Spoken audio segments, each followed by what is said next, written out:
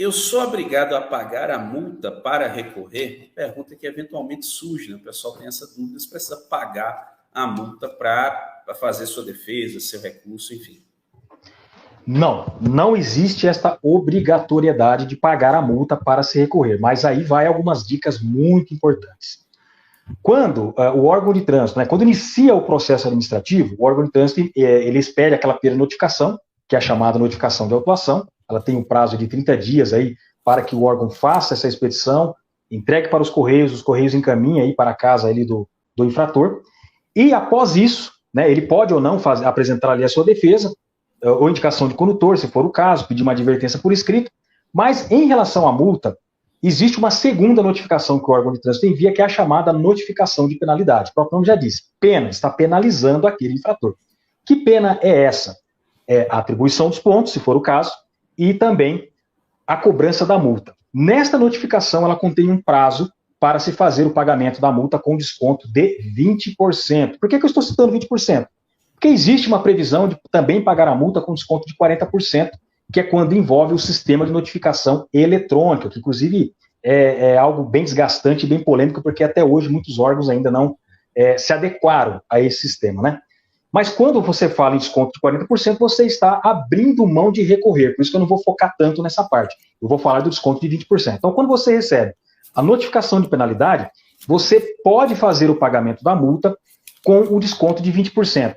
Você fazendo aquele pagamento, você não está assumindo culpa de nada. Não é porque você pagou que você está dizendo, sou culpado, estou reconhecendo que eu cometi a infração. Não, você está usufruindo de algo que a própria legislação está te ofertando, que é você poder pagar a multa mais barato. Agora, digamos que você não queira fazer o pagamento dessa multa. Não quero, ou não tenho condições, eu quero ver o que vai dar, vou recorrer. Você não é obrigado a fazer. Antigamente, existia uma súmula, a súmula vinculante 21, se eu não estou enganado, o leio isso aí, isso, que dizia que para se recorrer em segunda instância, que é para você chegar até a última instância recursal, você tinha que comprovar o recolhimento da multa, mas isso hoje caiu por terra. Só que veja bem, se você deixar para pagar posteriormente, depois daquela data que está contida na notificação de penalidade, você já não vai poder mais usufruir daquele desconto de 20%. O que eu recomendo aqui para todos os meus clientes? Independentemente se você vai recorrer ou não, faça o pagamento. Faça o pagamento porque você vai pagar mais barato e, caso esse recurso seja provido em qualquer instância, você vai ter direito à restituição do valor que você pagou. Você não perde este valor. Inclusive, ele volta para você corrigido, com juros e correção monetária. Então, você não tem nada a perder fazendo o pagamento da multa.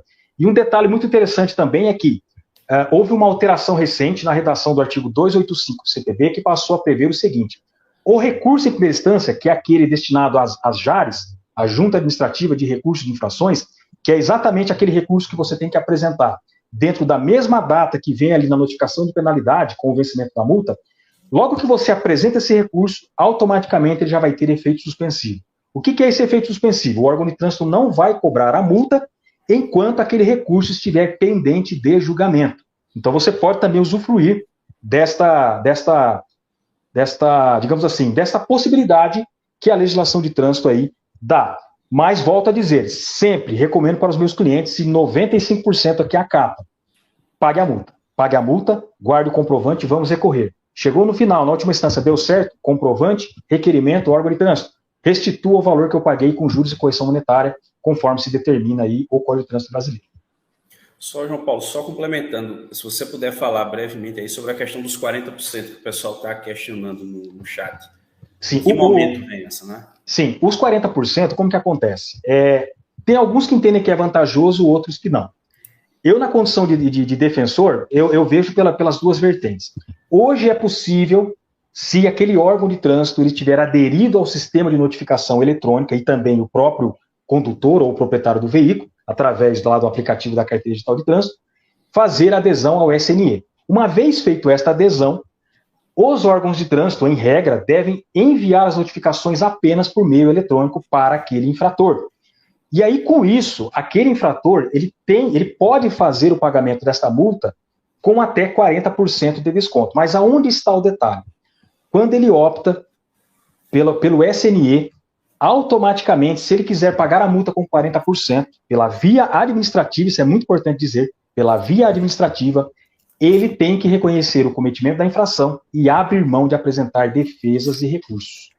Então, ou seja, eu quero pagar a multa, eu reconheço aqui o cometimento da infração, eu quero pagar essa multa com 40%, sem problema. Se aquele órgão de trânsito conceder o desconto, o que hoje é raro de se ver, inclusive tem não sei se você deve ter visto aí, Gleidson, tem um projeto de lei em andamento que está pretendendo cancelar todas as multas que o órgão de trânsito não concedeu desconto de 40%, porque isso já está vigente há quase um ano e meio praticamente, e até agora os órgãos não se adequaram. Então, para que você consiga fazer esse pagamento de 40% de desconto, você tem que abrir mão de se defender pela via administrativa. Judicialmente você pode, mas administrativamente não. Então, existe aí, tem que ter esse certo cuidado, porque eu já peguei casos aqui de clientes que me procuraram, eu quero recorrer, mas aí quando foi ver, ele já tinha feito o pagamento da multa com 40% de desconto. Então, ele acabou perdendo aí esta possibilidade. Agora, se ele optar por recorrer, ele vai ter o desconto, que é o geral, que é o padrão, que eu até citei agora há pouco, que é o desconto de 20%.